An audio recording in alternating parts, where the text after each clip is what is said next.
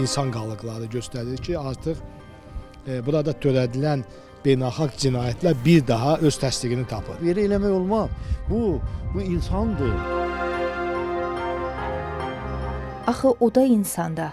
O da bir can, bir ürək sahibi idi. Onun da xəyallara, hər səhər gözünü açanda yaşamının amalına çevrilmiş ümidləri, gün tək doğmamış arzuları var idi. Ancaq taleyləri kimi onların da arzularına müqəddəratı naməlum olaraq qaldı. Vaxtilə erməni daşnaq quldur birləşmələri və onların havadarlarının mənfur siyasətini davam etdirən nəsil Qarabağ və Şərqi Zəngəzurun işğalı zamanı da həmvətənlərimizə qarşı amansız qətliamlar törətdi. Ermənistanın Azərbaycana hərbi təcavüzü nəticəsində 3990 itkin düşmüş şəxs qeydiyyata alınıb. Son illərdə aparılan axtarış, qazıntı və eyniləşdirmə prosesləri nəticəsində 170 Azərbaycan vətəndaşının taleyinə aydınlıq gətirilib. Xocalıda, Əsgəranda, Xocavənddə, Şuşada, Füzulidə, Kəlbəcərdə və daha neçə işğaldan azad olunmuş əzəli torpaqlarımızda vaxtilə başı min bir müsibətlər çəkmiş soydaşlarımızın qeyri-insani, dini ənənələrdən uzaq şəkildə bastırılmış qalıqlar aşkarlanır. Məzar yerlərinin müəyyənləşdirilməsi, qazıntı ekshumasiya işlərinə 2021-ci ildən başlanıb. Proses bu gün də davam etdirilir. Son məlumata əsasən sayca 25-ci kütləvi məzarlıq Xocalı Əsgəran yolu ərazisində aşkarlanıb. Burada 7 nəfərə aid olduğu ehtimal edilən insan qalıqları tapılıb. Hər biri mülki şəxslərdir. Bu fakt Ermənistanın Azərbaycan xalqına qarşı etnik təmizləmə siyasətinin bir daha təsdiqidir. Araşdırmalar nəticəsində apreldə Şuşa yaxınlığında daha bir kütləvi məzarlıq aşkarlanıb. Daha dəqiqi,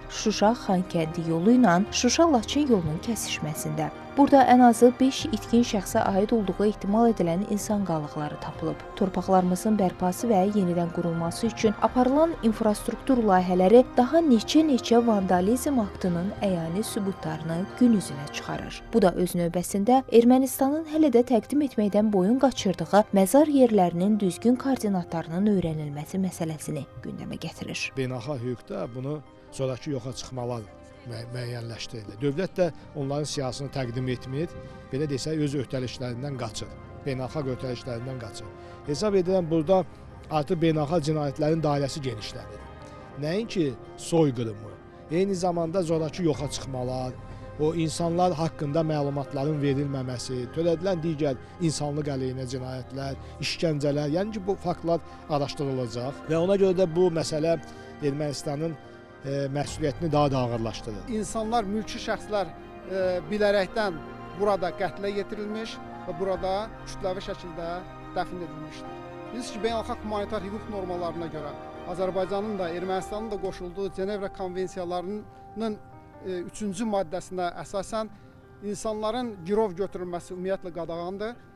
Lakin bu fakt göstərir ki, insanlar nəinki girov götürülmüş və girov götürüldükdən sonra onlar beynəlxalq humanitar hüquq normalarının ziddili olaraq işgəncələrlə qətlə yetirilərək burada kütləvi şəkildə, qeyri-ənənəvi şəkildə dəfn edilmişlər. Dünya kütləvi məzarlıq anlayışını daha çox epidemiya, təbii fəlakət kontekstindən eşidib istifadə etsə də, Azərbaycan xalqı üçün bu nahaq, qeyri-insani ölümlərin acı mənzərəsidir. Araşdırmalar göstərir ki, işğaldan azad olunmuş ərazilərimizdə 2022-ci ildə 124, 2023-cü ildə 133, 2024-cü ildə isə 48 şəxsə aid meyit qalıqları aşkarlanıb.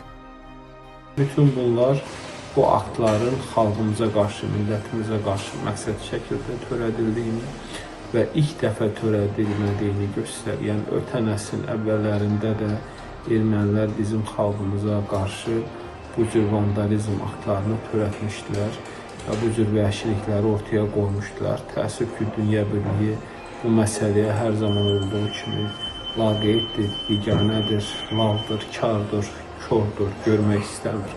Yəni bizi ittiham edirlər, ancaq özləri ermənilərin törətdikləri vəhşiliklərlə bağlı heç zaman qəti və konkret mövqeyi ortaya qoymurlar. Hələ indiyənə qədər nə Avropası, nə Fransası, nə digəri bir dənə bir bəyanat verib, bir dənə bir kəskin söz deyib Ermənistanı pisləmir. Ona görə də biz tələb edirik ki, həm cinayətkarlar, Azərbaycan Respublikası prokurorluğunda kifayət qədər cinayət işi var, adları var o cinayətkarlar. Bunlar hamısı məhkəmə qarşısına çıxmalıdır, kifayət qədər faktlar var. Amma çıxmırlar. Avropa, dünya onları müdafiə edir. Olmaz belə. Biz haqqımızı tələb edirik. Odur ki, bütün bu faktlar beynəlxalq mexanizmlərdə sübut etmə məsələləri kontekstindən izah olunur. Prosesləri ləngitməsi, adekvat addım və yanaşmalar sərgiləməməsi Ermənistan hökumətini ciddi məsuliyyət sahibi edir. Zeynəb Mirzəyeva, Real.